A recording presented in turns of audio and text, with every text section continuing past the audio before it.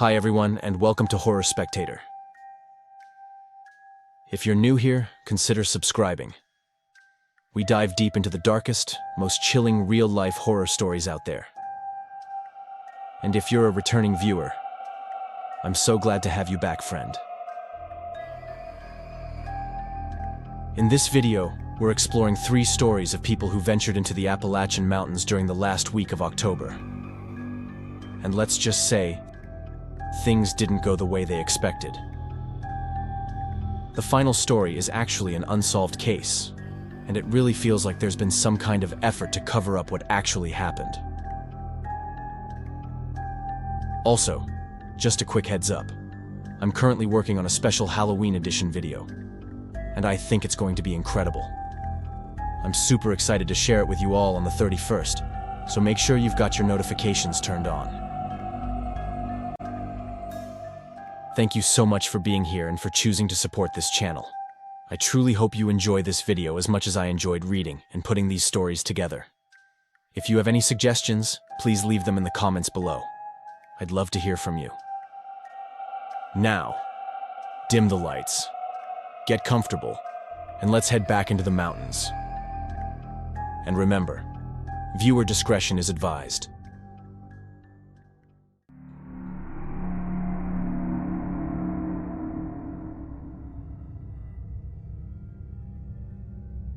Everything happened at the end of October 2019. My brother and I, even though we're twins and look identical, have always been very different in our tastes. And when I say different, I mean really different. If I liked rice, he liked pasta. If I liked the city, he liked the countryside, and so on. One thing about us is that we've always lived our whole lives in West Virginia with our parents. But when the time came for each of us to move out, I stayed in the city. And he literally moved to the middle of nowhere. Just forest all around. I always say he lives like a hermit in a cabin in the woods. Although, over the years, I've come to realize he actually built a kind of paradise for himself out there. Now, one thing my brother always missed was Halloween. Real Halloween. And because of that, we had this kind of deal between us. I hated Halloween. He loved it. So, during the last week of October, we'd switch houses. That way, he could enjoy Halloween in the city, go out with friends, and I could spend the night appreciating Halloween in my own way, watching horror videos and movies without anyone bothering or interrupting me. So, on October 21st, I packed everything I needed into a bag and hit the road. My brother would only leave the cabin a day after I arrived. First, because he had an old dog named Sprout. And second, because he needed to explain a bunch of stuff to me so I could survive and keep the house exactly the way he liked it. Every year, he came up with new things. That was one of his strengths. He could face any problem head-on and fix it using materials he already had. The solutions weren't always perfect, but they always worked. The thing was, each of those fixes had little tricks to make them work. And that's exactly what he had to explain to me. The drive to the cabin was always pleasant. The first part was highway, the second part smaller roads, and the last stretch was dirt, but surprisingly well kept. So it almost felt like driving on a mountain road. When I got there, Sweet Sprout was already waiting for me. When I tell you she's the sweetest, most affectionate dog that ever existed, I'm not exaggerating. She's the kind of dog that, even though she's big, wouldn't hurt a fly and is always giving kisses. Since she was rescued from abuse, I guess now that she knows what love is, she wants to spend every second of her life giving it back. Anyway, I love her. She's perfect. I'm always happy to come here and spend time with her. My brother showed up soon after, when he heard my car pull in. I got settled, we caught up, and went to bed pretty early. The next day, there was a whole list of things he needed to show me. Once everything was explained and in place, he left for the city, and I stayed alone with Sprout. The first 3 days went by just like they always did. I spent my days walking around, and sometimes, when the trails were short, I took Sprout with me. Even though she was already 16, she could still handle and even enjoyed short hikes. At night, I'd put on some horror videos on YouTube or watch horror movies. On the fourth night, that's when I noticed something a little strange for the first time. I was outside. It was already dark, and I had made a small fire. I could have lit the fireplace inside, but I felt like pretending I was camping, so I made a small campfire outside.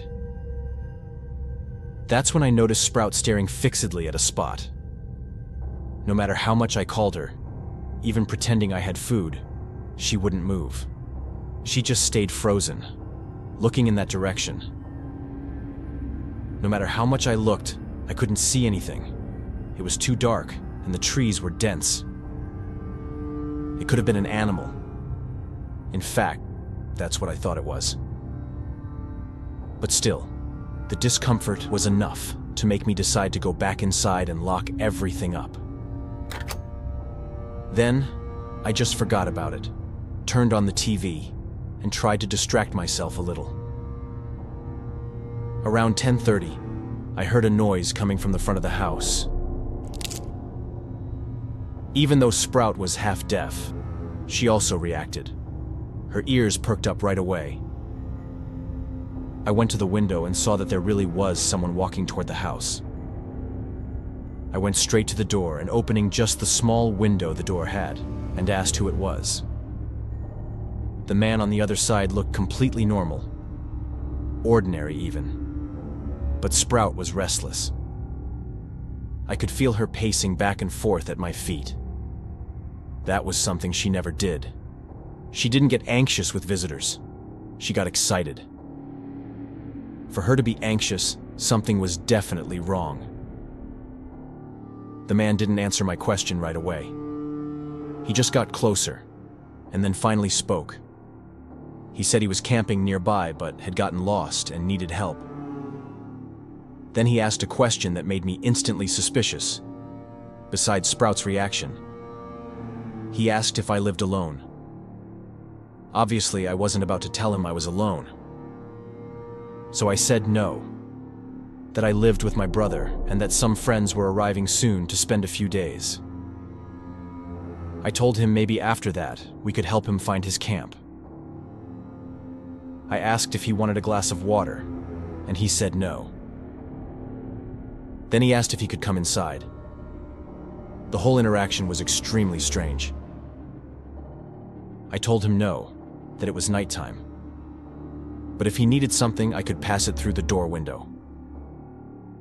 He said no, and started walking away toward the trees. That's when, while watching him leave, I noticed something that froze me. There was at least one more person hiding among the trees. I caught some movement and, looking closely, could distinguish a body. I closed the peephole and tried to think as calmly as I could in that kind of situation. It would have been fine if it was just one man. But two? That was double my size, and that made me uneasy. I called my brother and asked if that had ever happened before. And that's when he said no, but that he'd had a few weird encounters in that area before, and because of that, he had a panic room built in the basement. That made me feel slightly safer, but still, I hoped it wouldn't come to that. I checked all the doors and windows, then went back to the couch. There was still no reason to panic. Everything was fine, as long as they stayed outside. I kept watching the movie, and then, around 2 a.m., I woke up to Sprout licking me compulsively. I asked her what was wrong, rhetorically, of course, but I could tell she was anxious. Something was definitely happening. Then everything happened too fast. I heard a noise that seemed to come from the small balcony upstairs, near the bedrooms, and then a shattering sound. The window had been broken. Without thinking twice, I grabbed Sprout, my phone, and ran to the basement where the panic room was. From outside, I could hear things breaking and people talking. There was no doubt there were more than one, and from what it sounded like, more than two. Obviously, I called the police. They told me it would take a while to reach that area. That's exactly why my brother had that room built. He knew that if something ever went really wrong, he could never count on the police to arrive in time. It was better to be prepared. When the police finally arrived, the house was completely trashed and several things were missing. The strangest part was that one of the men was still there, locked in one of the rooms with a gunshot wound in his leg. Actually, he wasn't really a man. He was clearly a kid. When he started talking, that's when we understood the full picture. He belonged to a group that robbed remote and isolated areas all over the country. He had joined the group when he was only 12, after both his parents died. He believed the group would protect him. They had promised that. But as he grew older, the robberies became more violent, and more than once, someone ended up dead or badly beaten. He had tried to run away several times but couldn't. When they heard the sirens in the distance, he realized this was his only chance. He had tried to barricade himself in one of the rooms, but one of the men saw him and shot him in an attempt to shut him up. The door to the room he was in had almost been kicked down, probably because they wanted to get him before the police arrived. But the police got there fast, and the group had to flee, leaving him behind. To this day, nothing else is known about the group. The trial is still ongoing, and it seems like they either went quiet for a while or completely changed locations. My brother still lives in that house, and Sprout is still alive. But now, he has a full alarm system with cameras, and the panic room is a lot more sophisticated than it was in 2019. I just hope he never has to use it. And as for me, I'm not going back to that area anytime soon, especially not alone.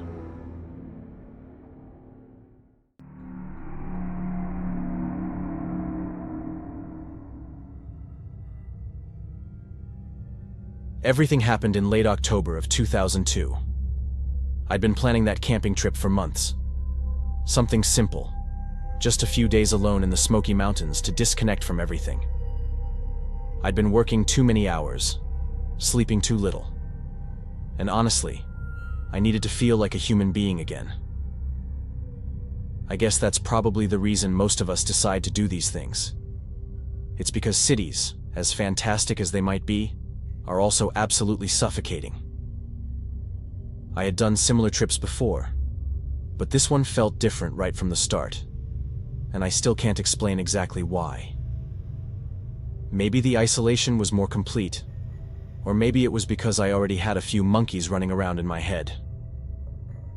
The Smoky Mountains are without a doubt a hotspot for strange things happening, and even though I didn't want those stories to stop me from going, I still had a bit of fear about what I might find. I left Knoxville early in the morning with my gear in the back of the truck. My plan was to drive up to a small, somewhat hidden campground that a coworker had told me about. A place not many people knew, which, at the time, sounded perfect. I wanted quiet and complete silence. The road was calm at first, just endless trees on both sides. The closer I got, the fewer houses I saw. Eventually my phone signal disappeared, but I didn't care. I had my satellite phone, so I still had a way to contact someone if I needed to. I felt like I was finally where I wanted to be. When I arrived, there was no one else around. Not a single car, not a tent, nothing. The campground wasn't official, just a small clearing beside a creek, surrounded by forest. I parked the truck and started setting up camp. Tent, fire ring, food bag hanging high from a tree branch. All the usual things. By the time I finished, it was already late afternoon. I made a small fire, heated some canned soup, and sat watching the sky turn from blue to orange, then to black. I remember thinking it was exactly what I needed. Until that moment when I heard something. It wasn't an animal. I know what a raccoon or a deer sounds like. This was slower, heavier, like a person walking. The sounds came from the other side of the creek, maybe 30 feet away, but I couldn't see anything through the trees. At first, I thought it might be another camper, so I called out, "Hey, someone there?" No answer. The footsteps stopped for a few seconds, then started again. Slower this time, as if whoever, or whatever, didn't want to be noticed. I tried to relax. There was still no reason to worry. I had a way to contact someone and a way to protect myself if I really needed to. I threw a few more logs onto the fire. Even though it didn't sound like an animal, it still could have been, and a brighter fire meant fewer animals nearby. I sat awake until almost midnight before finally convincing myself to sleep.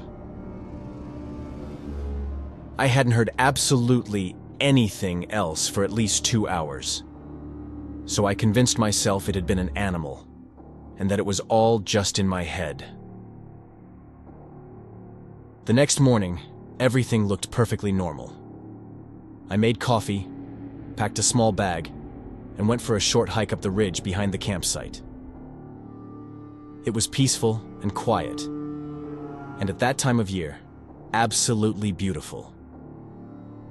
I came back around noon and noticed something strange. My cooler was open. Not just unzipped, open, like someone had gone through it. Nothing was missing, but the ice inside had melted faster than it should have. The lid was propped against the tent as if someone had placed it there on purpose. I looked around, trying to see if there were footprints, but the ground was covered in dry leaves. Clearly, someone had been there. So I packed everything into the truck and just left. That's what my instincts told me to do, so I obeyed. A few miles up the road, there was another campsite, so I decided to go there instead. I could even get to it by car. The road was rougher, which was why the campsite was barely used anymore.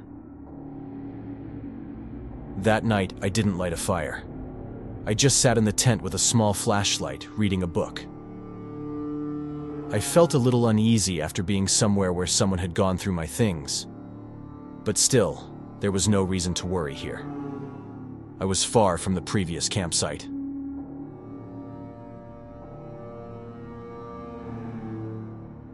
Around 10, I woke up suddenly.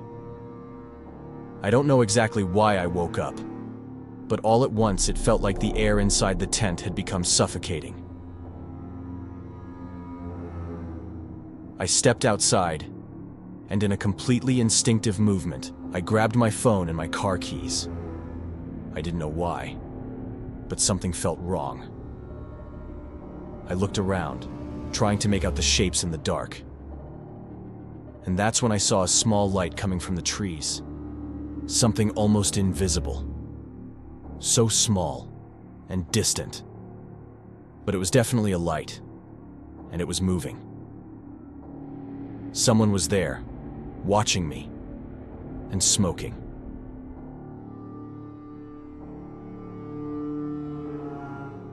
Then, in a quick motion, I saw the cigarette being flicked to the ground and stomped out. I started running toward the car, and as I did, I heard the most terrifying sound you can ever hear in the middle of nowhere. A gunshot. I didn't even know if I'd been hit or not. The adrenaline was that intense. I jumped into the car, shaking and terrified that whoever it was might have done something to keep it from starting. But no, it worked perfectly. And within less than a minute, I was speeding down the road. Only when I was finally out of those mountains and back on the main road did I feel like I could breathe again and try to figure out if I'd been shot. Obviously, I hadn't. Otherwise, my body would have gone into shock much sooner.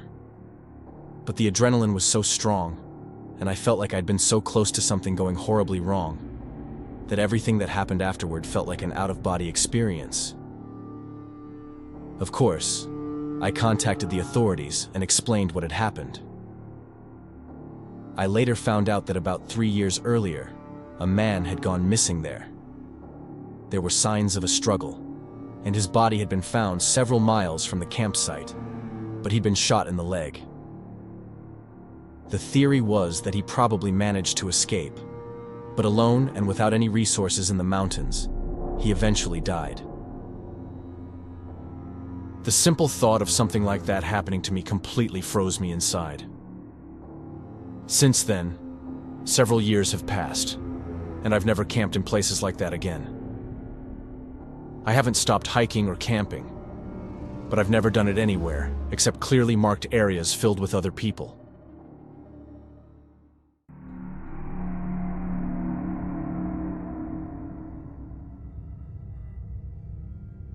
What I'm about to tell you happened in late October of 2021, at a time in my life when I felt like things were finally starting to fall into place. I had no idea how wrong I was, or how obsessive my life would become after that weekend.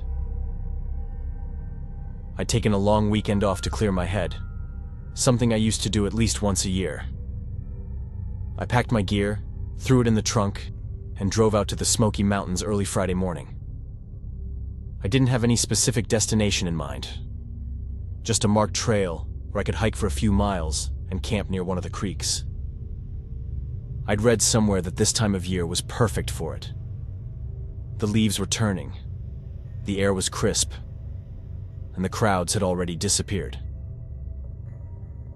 At first, both my wife and my daughter were supposed to go with me. But my wife was going through a stressful time at work and wanted to stay home. My daughter had a birthday party that same weekend, so I ended up going alone. Either way, it was only for 2 days. One thing about me is that I'm not the kind of person who says no easily. Never have been. It's something that's caused me more problems than I can count. I say yes to things I don't want to do. Help people who clearly take advantage of me, and end up in situations I don't even know how to leave without feeling like a jerk. It's not pride. It's fear of confrontation. That kind of trait might seem harmless, but that weekend, it almost cost me everything. The first few hours of the trip went smoothly. The hike was beautiful, the weather perfect. And by late afternoon, I had my tent up by the edge of the water. I made a small fire, cooked some noodles, and watched the sun go down behind the trees. There was that kind of silence that's both peaceful and heavy at the same time. I remember thinking it felt good to be away from everything, even from people. I love my family more than words can express. But sometimes a weekend away is pure therapy. Sometime after dark, maybe around 8, I heard someone walking on the trail behind me. At first, I assumed it was another hiker passing through. But the steps didn't keep going. They stopped near the edge of my camp. I turned my head and saw a man standing there. Maybe in his 40s, wearing a dark jacket and a beanie. He raised his hands slightly like he wanted to look harmless. He started talking right away, his voice calm, saying I didn't need to worry, that he wasn't some kind of creep. I could tell he was trying to sound casual, but something about the whole situation felt off. He said he was doing a study on people who camped alone in the Smokies. He claimed it was part of a research project. How people prepared, what gear they brought, how they communicated in case of emergencies. He told me it would only take a minute, and then he'd leave. I didn't want to talk to him. Everything in me screamed to tell him to go away. But, like always, I couldn't. I didn't want to sound rude. I nodded and said it was fine for him to ask his questions. That was my mistake. At first, it sounded innocent enough. He asked if I'd hiked this trail before, if I felt safe camping alone, if I ever told anyone where I was going. But then the questions started to shift in a way that made my stomach tighten. He asked if anyone knew I was there at that moment. If I had a satellite phone or any kind of tracking device. If someone was expecting to hear from me that night. If I had a weapon. If I usually camped alone or with friends. The more he asked, the clearer it became that this wasn't about research. He wasn't taking notes. Didn't have any kind of badge or equipment. Just an old backpack and that same calm, empty expression. The questions felt calculated, almost rehearsed. It was like he was checking off a list in his head, trying to figure out exactly how invisible I was. I tried to keep my voice steady, answering honestly at first, then lying when I realized what he might be doing. I said yes to questions I should have said no to, pretending I was less alone than I actually was. I kept hoping that if I just played along, he'd leave. But the more I talked, the more he stayed. At one point, he shifted his body slightly, and the flashlight beam caught something inside his jacket. A handle, dark and metallic. It looked like a large hunting knife. My mouth went dry instantly. That was the moment I realized he wasn't just strange. He was dangerous. I told him, as calmly as I could, that I had some equipment near my tent I could show him. Something for navigation, something interesting for his study. I took a few steps back, pretending I was heading toward the tent. But instead, I turned toward the trail.